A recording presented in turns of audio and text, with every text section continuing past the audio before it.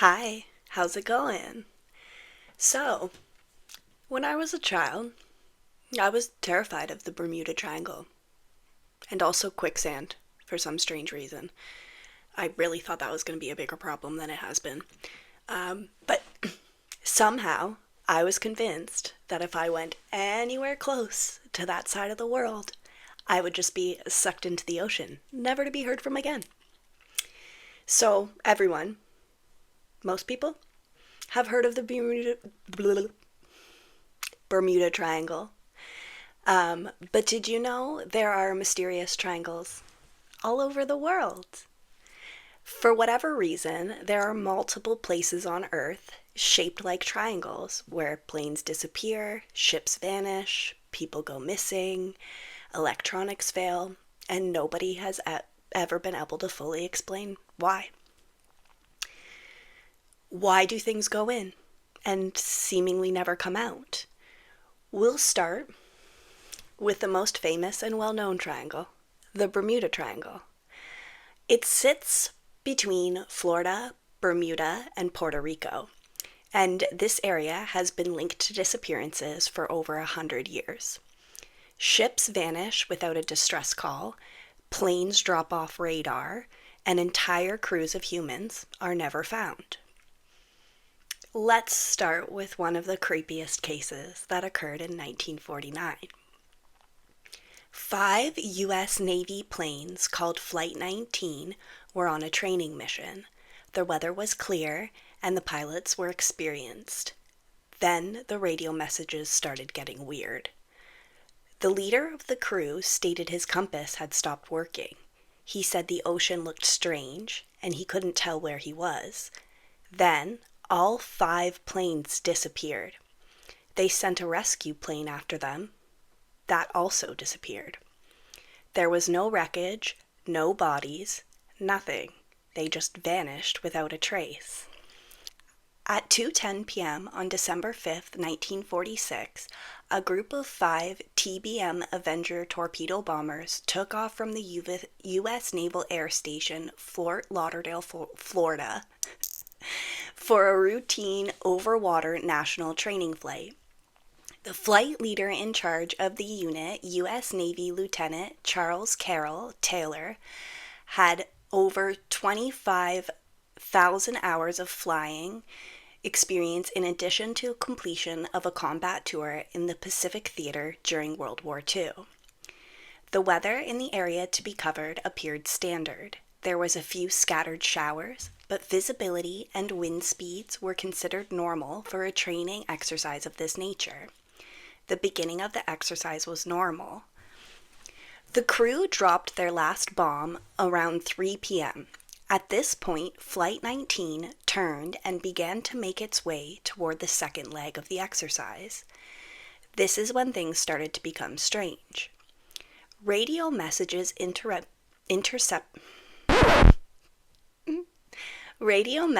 intercepted around 2 p.m. detail a conversation between Taylor and a student pilot who stated they did not know where they were and they must have gotten lost at their last turn. When Taylor is asked for a compass reading, he responds that both his compasses are out and he is trying to find Fort Lauderdale. Taylor states he is over land, but it's broken. He says, "I'm sure we're in the Keys, but I don't know how far down or how to get to Fort Lauderdale." Soon after these transmissions, one of the planes called the NAS Fort Lauderdale to report that they were lost. The operators at NAS suggested switching radio frequencies and employing Taylor to turn on his YG IFF transmitter so his location could be triangulated. For whatever reasons, these requests were ignored by Taylor and the other pilots. In one of the recordings, a crew member can be heard exclaiming, "Damn it, if we could just fly west, we could get home. Head west, damn it." But Taylor ordered the flight east. By this time, the weather conditions had deteriorated and the sun had set. Flight 19 was triangulated somewhere north of the Bahamas and significantly off the coast of Florida. Despite this knowledge, the flight's location was not adequately reported to Naval Air Traffic Control at Fort Lauderdale. At 6:20 p.m., the last message from Flight 19 was received. In this recording, Taylor can be heard saying, "All planes close up tight. We'll have to ditch unless landfall. When the first plane drops below 10 gallons, we all go down together." All 14 airmen from Flight 19 disappeared without a trace. Extensive search efforts were conducted where the planes would have been believed to have run out of fuel. The search efforts lasted around 5 days, during which 300,000 square miles were combed for any sign of the planes or the men working aboard them. People blamed storms, human error, methane gas, and magnetic fields, but none of the explanations could fit the case. In 1918, during the final year of World War I, the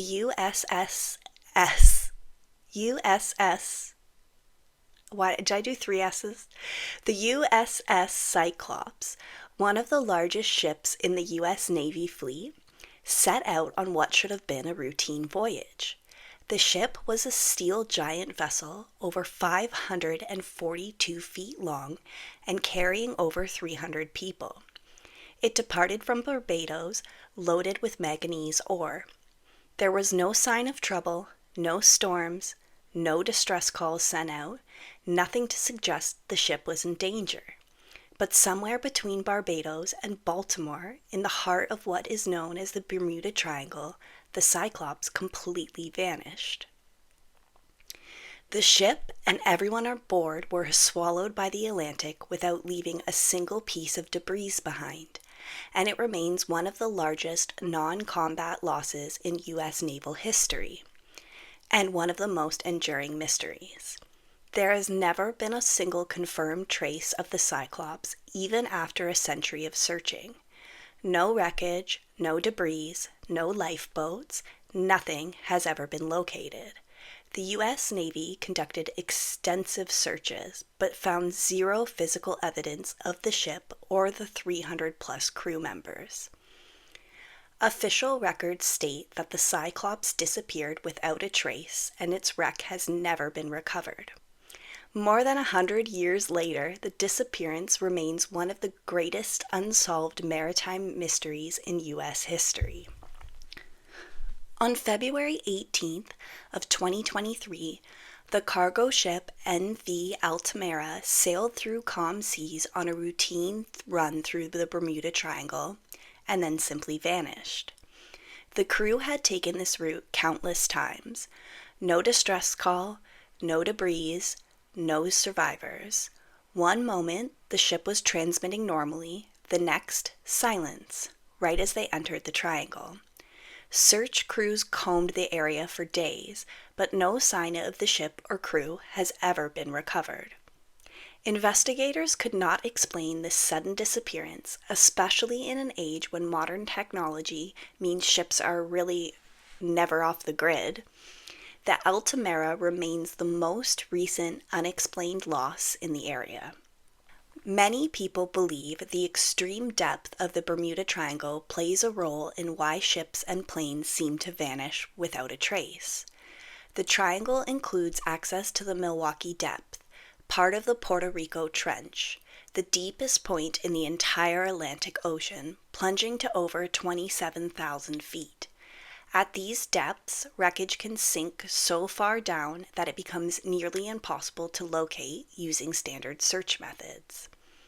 Additionally, this area is crossed by the Gulf Stream, a powerful current that can sweep debris away at high speeds and scatter it over huge distances. Even large pieces of wreckage can be carried off or pulled down into complex underwater terrain before rescue teams ever arrive. Scientists also note that the region sees rapid, violent weather changes, rogue waves, and strong oceanic turbulence, all of which cause catastrophes that leave very little recoverable debris. When a vessel sinks into extremely deep water, especially in a trench with steep walls and an unstable seafloor, wreckage can become buried or stranded in places sonar can't easily reach. Scientists claim to have solved the Bermuda Triangle's mystery in 2025, citing the above reasons as to why the area sees so many disappearances. But that's where things start getting strange, because the Bermuda Triangle is not the only one. Reports of triangles also hail from Alaska, off the coast of Japan, and the Bridgewater area of Missouri. So, the Alaskan Triangle. This triangle sits between Anchorage, Juneau, and Utqiagvik since 1970. More than 20,000 people have gone missing in this region. I'd like to say that I used to only be scared of space and the ocean, and now I'm also scared of Alaska. Yeah, probably more scared of Alaska than I am of space. So, yeah, the Alaskan Triangle. Planes disappear in clear weather, hikers vanish on marked trails, and search teams cannot find a trace.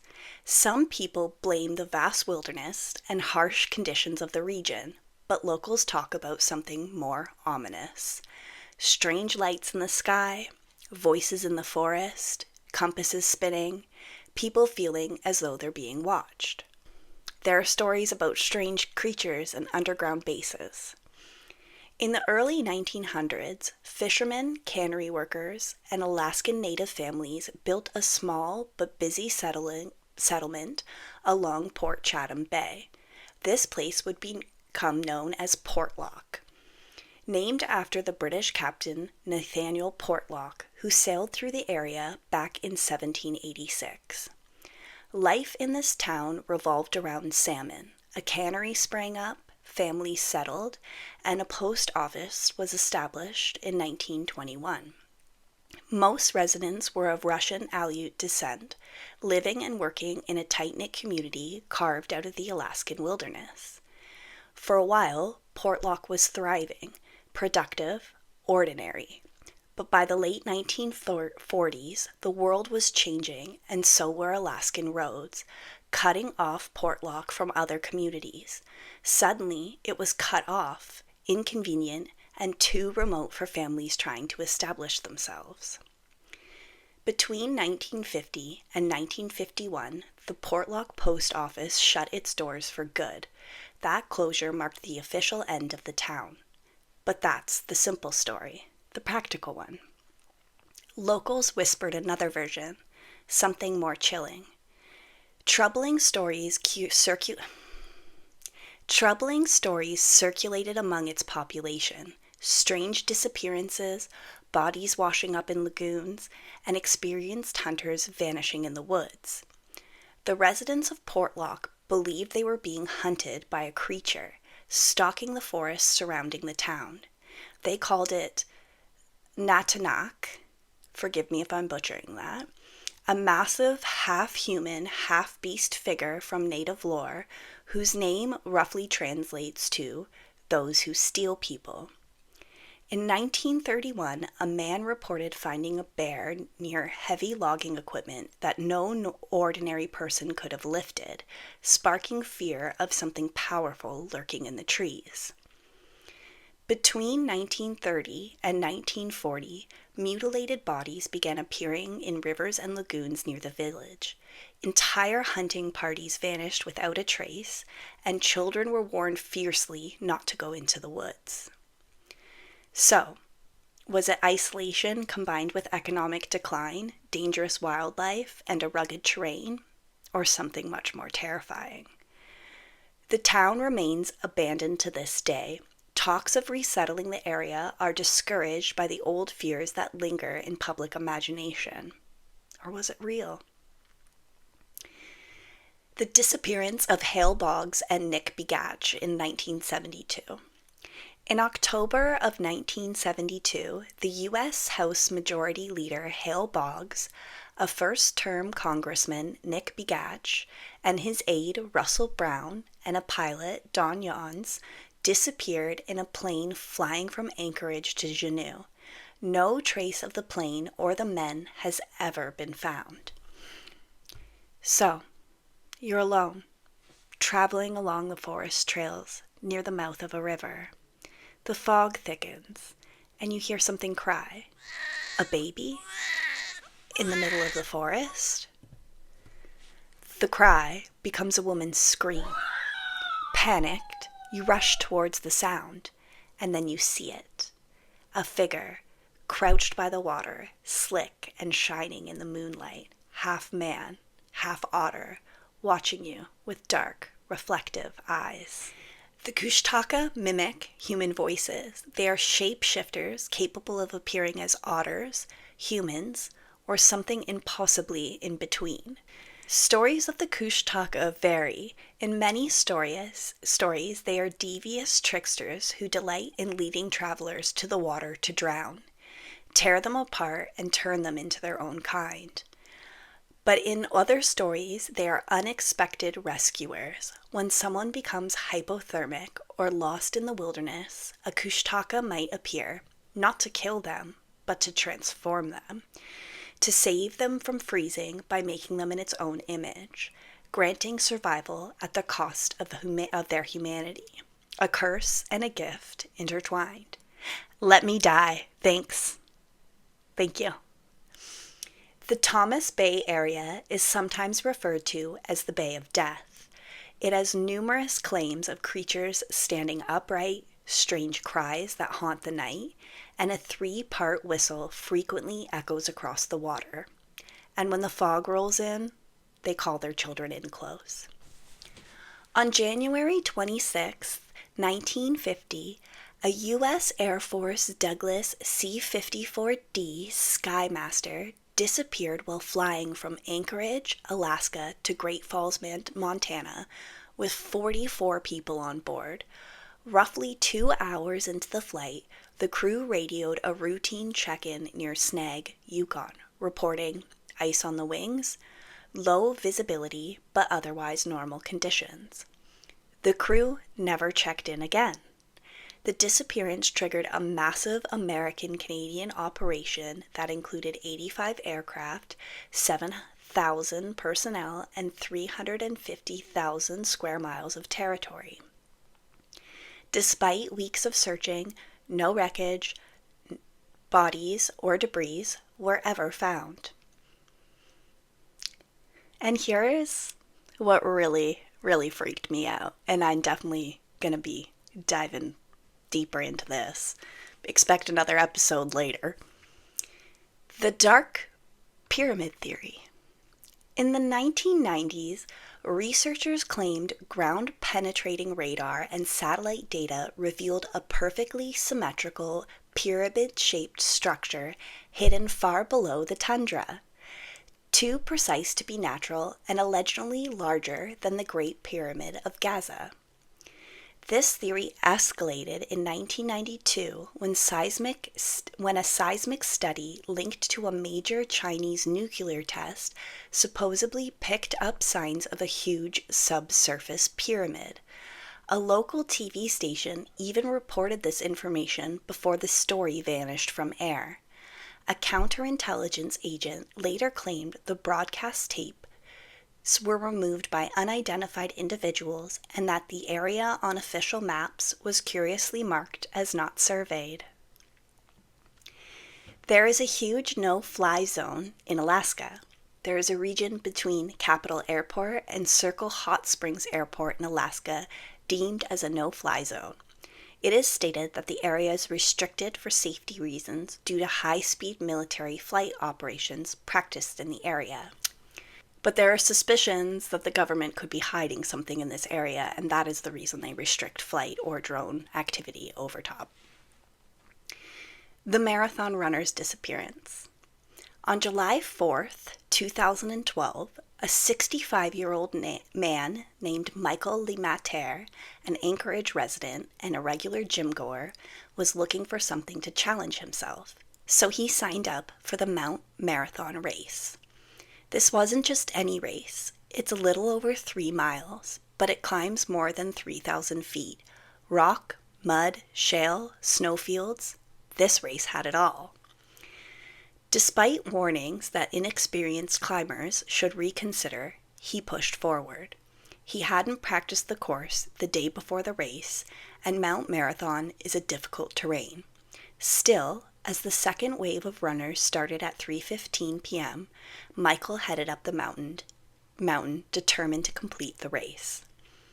Hours later, at 5:45 p.m., a race steward spotted Michael just 200 feet from the turnaround point near the top of the course. At this time, fog was beginning to creep in, temperatures were declining, and the steward saw nothing alarming. Michael seemed tired, but responsive. When asked for his bib number, he clearly called out 548. This would be the last time anyone seen any trace of Michael. As the sun was setting, runners began returning to the streets of Seaward, mud-covered and exhausted. But Michael did not appear at the finish line with the rest of the contestants. At 8 p.m., with rain worsening and temperatures falling, his wife became worried and reported he must be missing. Search and rescue teams mobilized immediately. Overnight, Alaskan State Troopers' helicopter swept the mountainside with infrared radar and found nothing. No thermal signatures, not a sign of Michael. Over the next days, climbers searched cliffsides, gullies, creeks, and snowfields. Michael's clothing, black shorts, black shirt, and a black headband would have been distinctive against the mountain terrain, but not a single trace was ever found. The day of his disappearance, the mountain was packed with runners, volunteers, spectators, and a quickly mobilized search and rescue team once reported missing. Yet, no one had seen anything suspicious, and not a trace of him was ever recovered. Not a single racer reported seeing Michael or passing him while traveling the same route. No gear, no footprints, not even a dropped water bottle. This was the first time in its 85-year history that a runner had vanished without a trace. Later, in 2012, with zero evidence recovered, Michael LeMathieu was declared dead. Alan Gabriel Foster was a highly experienced Alaskan aviator with over 9,000 flight hours. On September 9 or 10, 2013, while flying a 1966 Piper PA-32 2060 from Yakutat to Anchorage, he vanished and has never been found. Alan had purchased the plane in Atlanta and was flying it home to Anchorage. He refueled in Yakutat and departed around 3:30 p.m. on September 9th. He was in normal radio contact and mentioned the possibility of diverting to Cordova if the weather deteriorated. About 19 minutes after taking off, radar tracked the aircraft descending to 1,100 feet near the Malaspina Glacier, 42 to 45 miles west of Yakutat. This was the last trace of Alan and his aircraft. No wreckage, debris, or personal items were ever found, even though extensive search efforts were conducted heavily on the Malaspina Glacier, which was Alan's last radar position. In 2025, a Bering jet carrying 10 people vanished over the Alaskan Triangle while flying from Unalakleet toward Nome. Without issuing a distress call, the plane suddenly plunged from the sky. The jet crashed into remote wilderness terrain. Only 3 of the passengers' bodies were recovered. 7 passengers remain missing, with no further remains or debris field being located. No distress call and no automated onboard warnings occurred, which is highly unusual. The plane suddenly lost contact, and investigators still have no explanation whether the incident was caused by sudden weather, mechanical failure, or something more mysterious. There are multiple reports from experienced search teams in Alaska having reported hearing disembodied voices and feeling unexplained intense confusion while looking for missing people. A report from January 2024 states that since 1988, over 20,000 disappearances have occurred inside the triangle's boundaries, with many cases happening in recent years. The triangle remains one of the most active disappearance zones on Earth. Modern cases range from missing hikers and hunters to vanished small aircraft and rural commuters, many lost in the vast wilderness. Investigators continue to battle extreme terrain and unpredictable weather, while locals still blame energy vortexes, UFOs, and strange atmospheric phenomena as possible explanation. The Dragon's Triangle. South of Japan, in the waters between Tokyo and the islands of Bonin and Iojima, lies a stretch of ocean the Japanese have feared for centuries. They call it Ma-no-ima, the Sea of the Devil, but around the world it's known as the Devil's Triangle. For generations, sailors have reported ships vanishing in perfect weather, strange lights rising from the sea, and radio transmissions that cut off mid-sentence. The 1952 disappearance of the Kaomaru No. 5 research vessel. The Kaomaru No. 5 was a Japanese maritime research vessel sent in 1952 to investigate a series of unexplained ships vanishings in the region known as the Devil's Sea or Devil's Triangle. Spoiler alert, it vanished too. Between the late 1940s and early 1950s, numerous fishing boats and more than 5 military vessels vanished between Miyake Island and Iojima under unclear circumstances. Shortly after beginning the survey mission, the vessel vanished without sending any distress signal, with all 31 crew members lost. Parts of the vessel's wreckage were eventually recovered, but no bodies were ever found, and the ship's final moments remain a mystery. The disappearance prompted the government to temporarily declare the sea unsafe for maritime travel.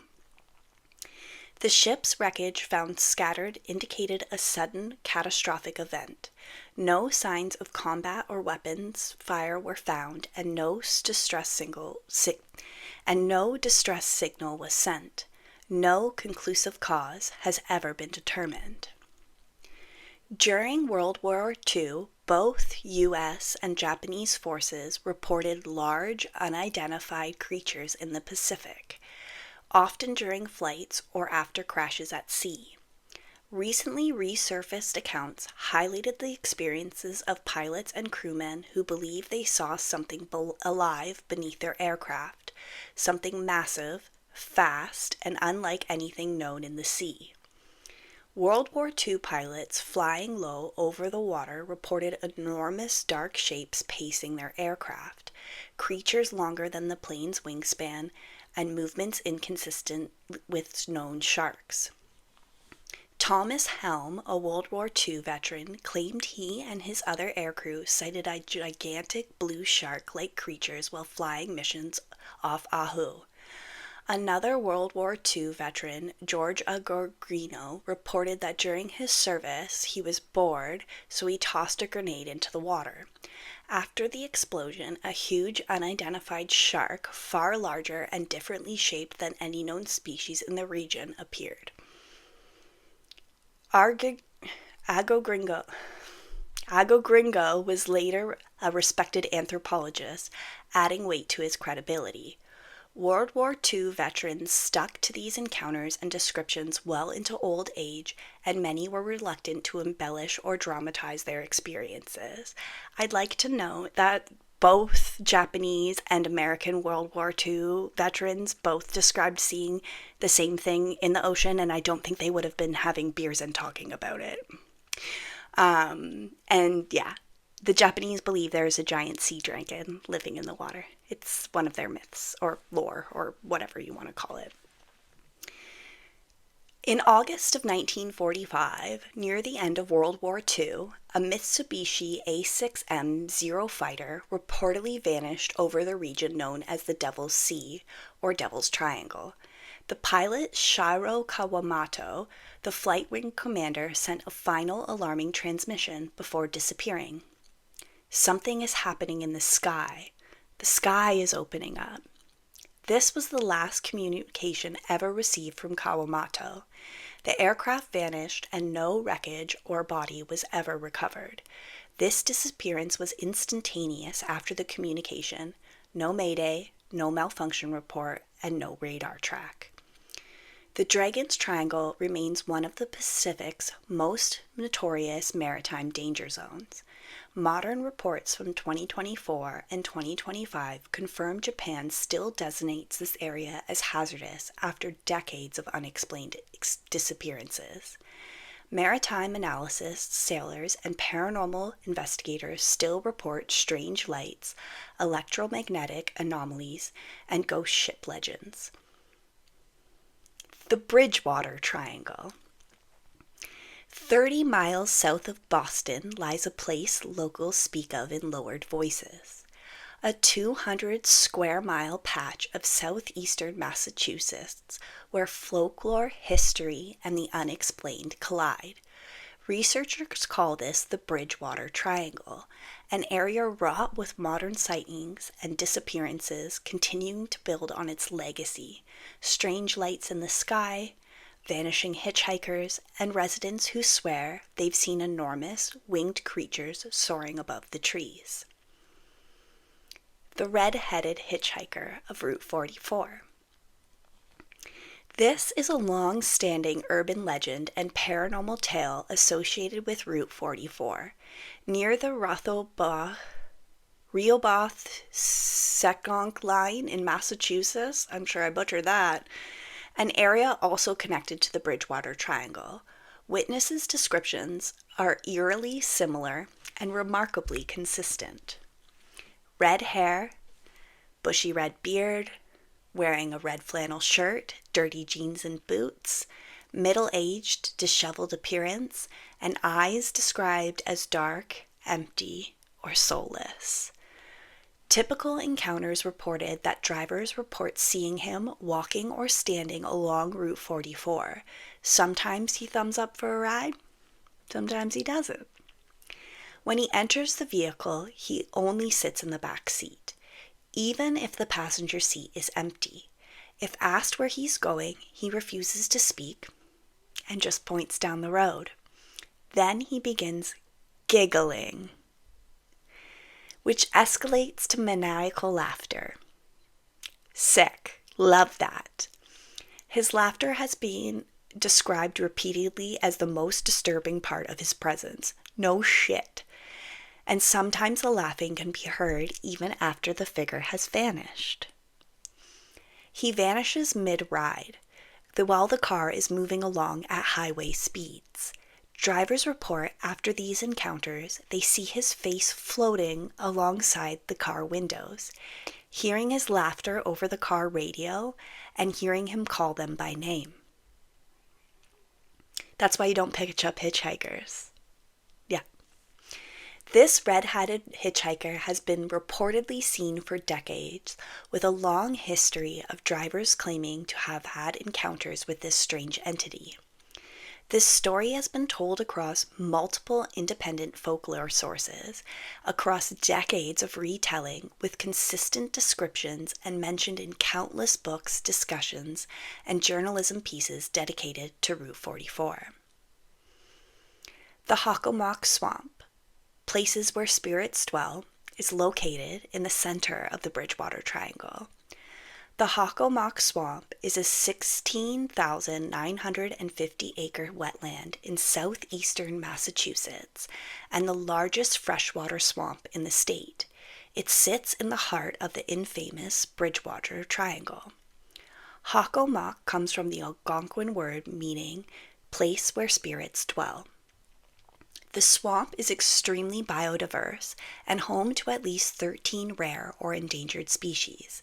It has a notoriously difficult terrain, deep thickets, deep mud, quicksand-like bog areas, and large untouched sections that may have never seen human footprints. The Wampanoag people used the swamp for hunting, burials, and spiritual practices for thousands of years. Archaeological evidence shows human presence 9,000 years ago. The swamp was deeply connected to Hobomok, the Wampanoag spirit of death and disease. Early English colonists were terrified of the landscape and called it the Devil's Swamp. During King Philip's War of 1670s, the swamp served as a fortified Wampanoag stronghold used to launch attacks on English settlers. The area is known for reports of ghostly apparitions and phantom voices. People report seeing specters, glowing figures, and hearing drum beats or voices. The drum beats? No. Because if I'm walking in the woods and I hear, like, a weird voice for a second, I can be like, nah, and gaslight myself. If I hear drums in the... Well, hey, I really am not going to be able to gaslight myself into that being something really paranormal and terrifying. Floating orbs and mysterious lights. Strange lights and UFO-like sightings have been reported over the swamp for decades. Cryptid sightings, Bigfoot-like creatures, giant snakes, and thunderbird-like winged animals. Cult activity and true crime. From 1980s to 1990s, the area saw reports of cult rituals, animal mutilations, human remains from homicides and suicides discovered in remote sections. Disappearances. Many people have vanished in or around the swamp, contributing to its ominous reputation. Since 1970, did you notice that when I'm talking about all the triangles, the weird accounts really start to ramp up in 1970? Why? Bigfoot-like creatures. Since 1970s, residents of the area have claimed that there are strange cryptid-like sightings in the Hockomock region, including Bigfoot-like creatures, the man-beast, a large ape-like creature moving through swamp thickets, tall, dark, and upright figure crossing waterlogged paths with broad shoulders, long arms, and glowing reflective eyes.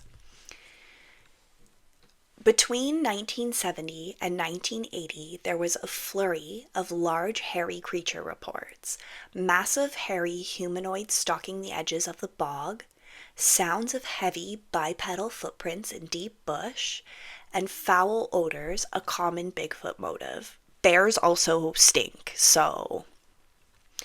Reports of large humanoid figures moving through the water. Multiple reports describe a tall figure moving silently through waist-deep water. The creature has smooth but powerful strides, not consistent with a person slogging through mud. Witnesses see the creature from a distance before it retreats into the vegetation. Giant snakes. Giant snake reports are among the most frequently documented non-humanoid cryptid encounters in the swamp. Witnesses describe enormous serpents sliding through the tall grasses. Some reports compare these to pythons or anacondas in size. These sightings have had consistent retellings dating back to decades. What is wrong with my brain that I can't read the word anaconda without hearing in my head, my anaconda don't want none unless you got buns on? Like, they're connected forever. Thunderbird sightings, giant winged beasts.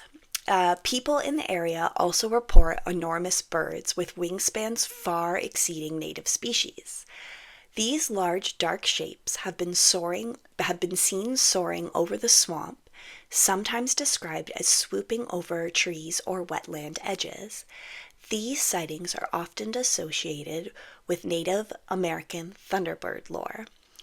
Documented sightings of out-of-place mammals that are not native to the swamp. Moose observed in deep regions within the swamp. Sightings of an African serval. Reports of mountain lions, and a large wild boar seen entering the swamp.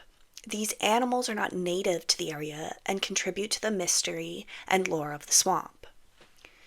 The Freetown Fall River State Forest cult members.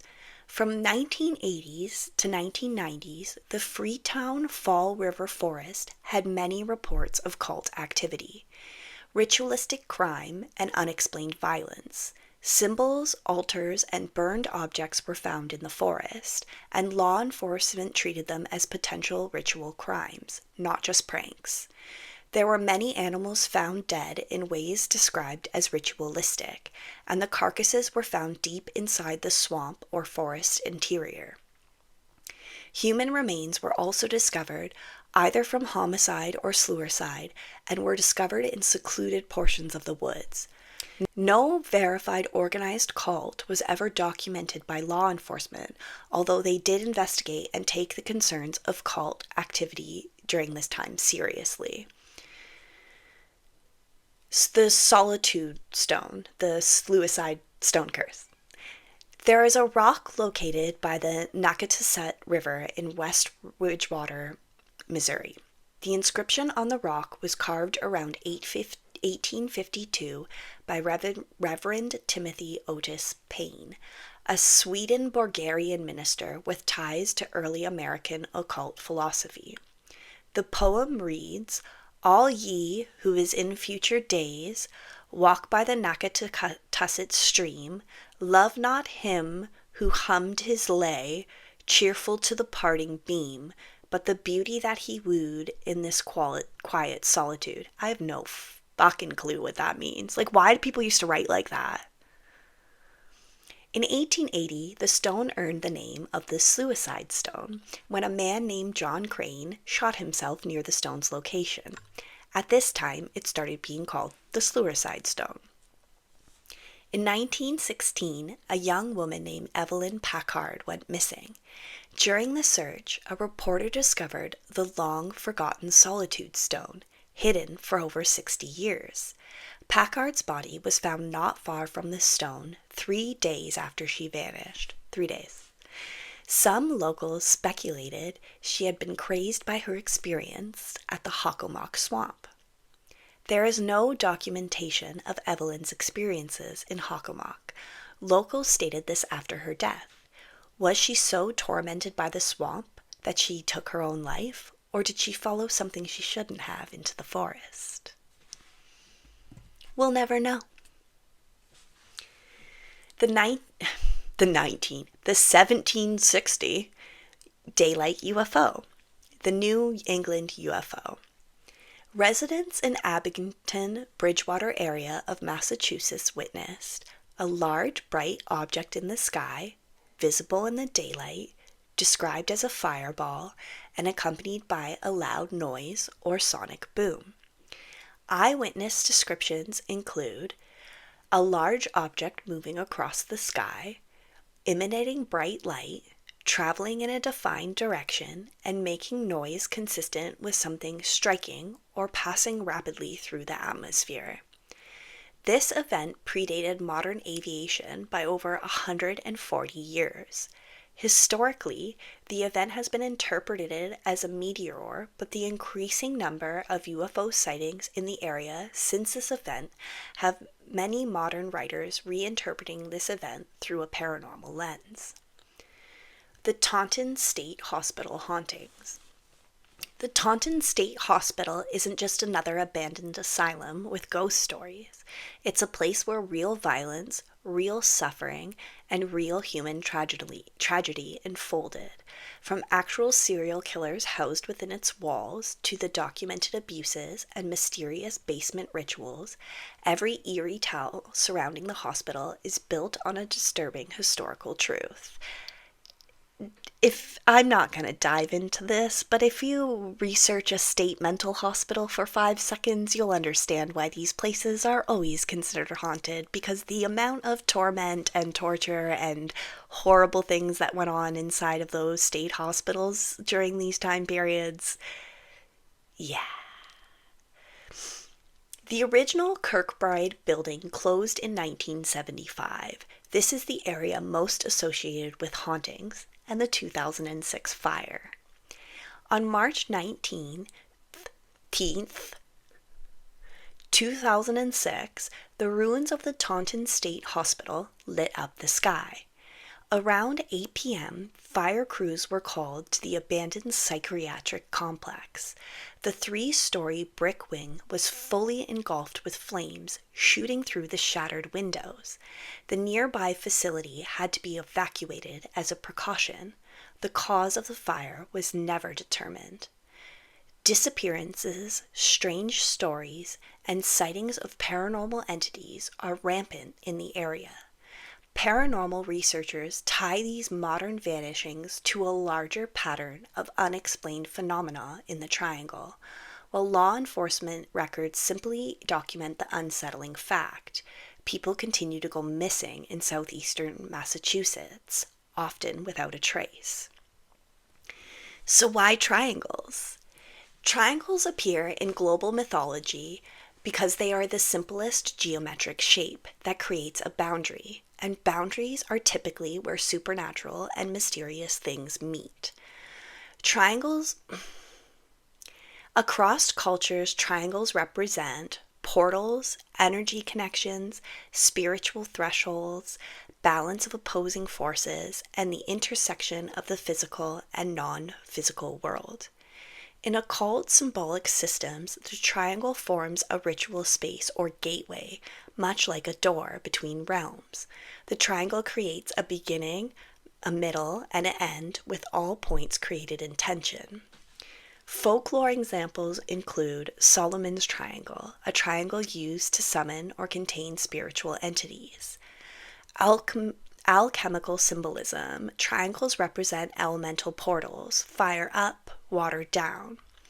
Triangles have 3 points and lines. In folklore, number 3 is the number of unity.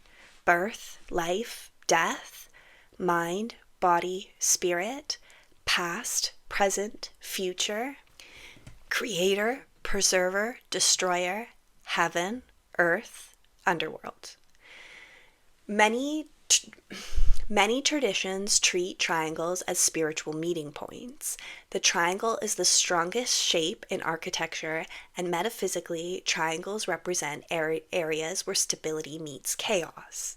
And we can think of religion. The Holy Trinity is a triangle: the Father, the Son, the Spirit. The triangle, the Holy Trinity. Popular culture. In Harry Potter, the Deathly Hallows symbol is a triangle. The Illuminati symbol is also a triangle, because the amount of times people have asked me if I have the Illuminati tattooed on my arm, and I'm like, no, it's Harry Potter. We can think of Zelda, if you're a nerd, the Triforce, the 3 triangles coming together, making that power.